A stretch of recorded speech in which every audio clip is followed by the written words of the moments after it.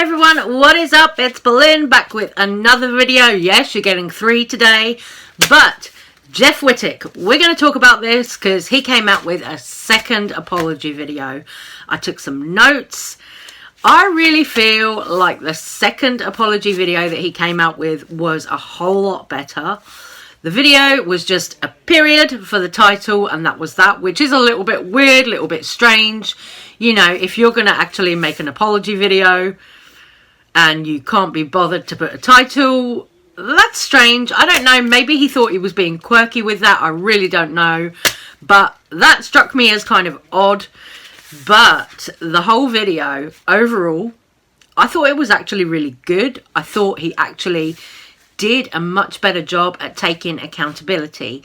So in the video, he deleted the first apology video that he made that wasn't actually an apology video. In the first video that he uploaded regarding this whole situation of Hannah's story, Captain Barges' article, he did a really awful job. Really awful job.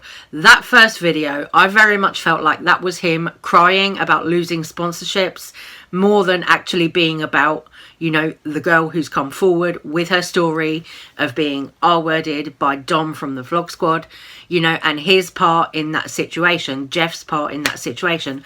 I feel like this time around, he actually at least tried to take some accountability for his part in this whole thing. I'm just going to go down my notes here with this one.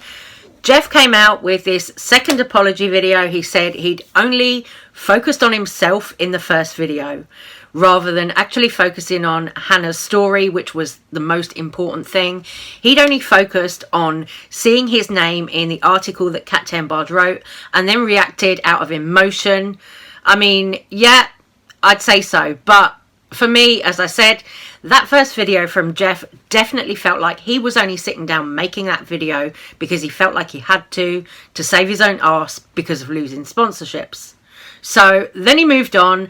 He said he fully believed Hannah's story and that he didn't want to discredit her at all, but realised that in his first video, he did actually discredit Hannah's story. One other thing about Jeff's video, he blamed his eye injury for the fact that he didn't read Captain Barges' article before making his video, you know, but he did say, oh, I could have had someone read the article to me before I made the video, could have had someone read it to me 30 times and then sat down and made my video, rather than just rushing in, making the video and just talking about himself and the fact that his name was in the article, doing it kind of out of panic, rather than actually listening to what was said by Hannah and her friends. You know, she had a friend there who was sober, who could corroborate her story, you know, as well as Trisha Paytas coming out and saying her piece on the whole situation.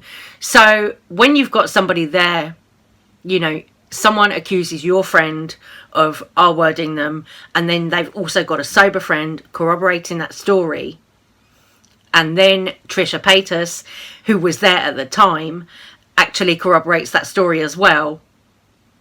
Yeah, you know, you've just got to admit you done fucked up. So the upshot of Jeff's second video was him saying that he was embarrassed about the first video that he made and trying to kind of make amends for that.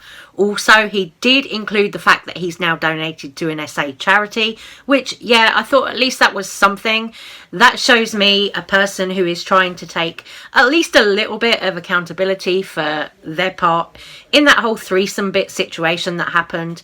It's still fucking disgusting that that whole situation ever happened in the first place. You know, you can't just ignore the fact that a girl was raped. You know, you can't just ignore it. But at least Jeff, you know, as kind of a bystander in that situation, has come out now and actually properly apologised, in my opinion. I don't know what you guys think, if you've seen Jeff's second video at all, if you think that this is enough to kind of absolve him, you know, but I really do feel, you know, a little bit better knowing that he's come out, donated to an SA charity.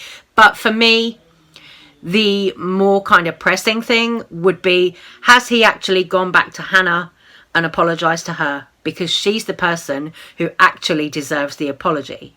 Then he kind of pulled a David Dobrik, saying that he was going to go on a break. That old chestnut, you know, oh yeah, I'm going to go on a break and, you know, get mentally well and everything like that. Girl. He needs a break. He needs a break. But, you know, he did acknowledge in the video that, of course, Hannah is going to have to live with this, unfortunately, for the rest of her life.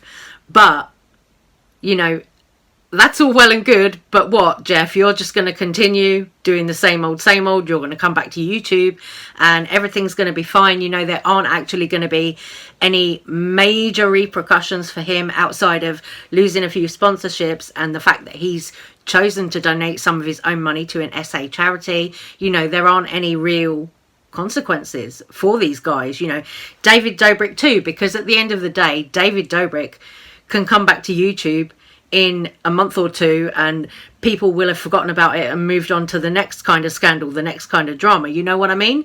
So I don't know, it's very, very difficult when you're talking about, you know, rape and SA allegations, because these people, they all come back, you know, there's no like real consequences, you know, their careers don't end, you know, they still come back to YouTube, they can still make money.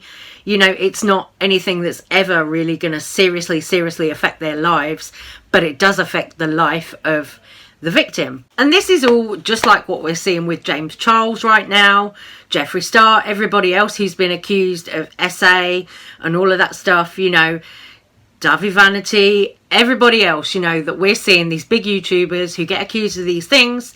They really don't suffer for it. You know, they always come back. They move on to a new project, you know, whatever it is they do. But there's no real consequences. So I really don't know what more I can say about Jeff's apology. This video was just going to be a little update. But yeah, I do think he did quite well. You know, I do think his apology was much more meaningful this time around. I don't know how you guys feel about it. If you guys, you know, have got any thoughts on it, you're more than welcome to share those in the comment section. But overall, I thought he did much better this time around. This was the video that he should have uploaded at first, you know, rather than doing that first horrible video where he was crying over losing sponsorships, you know, much like David Dobrik, crying over losing sponsorships. This is a proper kind of taking accountability apology, in my opinion. I don't know what you guys think. Let me know, and I will see you on the next one. So I'm going to say take care, stay safe, stay well, and thank you so much for watching. Love you guys. Bye. Mwah.